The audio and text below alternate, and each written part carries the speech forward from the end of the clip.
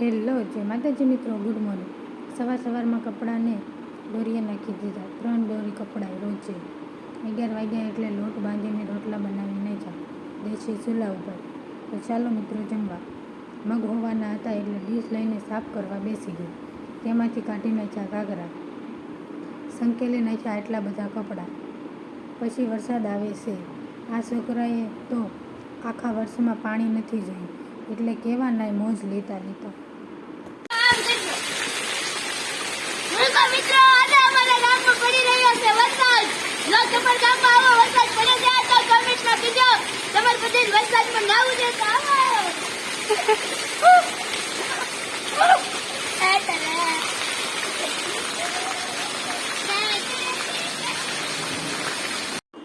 પેટમાં ભૂખ લાગી હતી એટલે મેગી બનાવવાની કરી દીધી ચાલુ।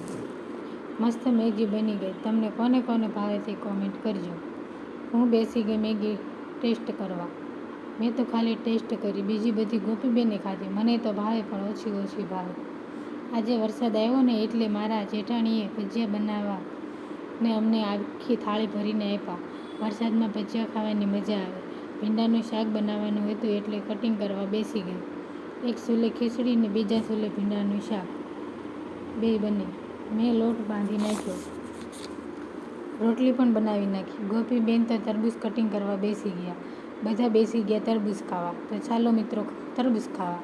ફરી કાલે મળીશું નવા વિડીયો સાથે। જય માતાજી મિત્રો, વિડીયોને લાઈક શેર સબસ્ક્રાઈબ કરજો।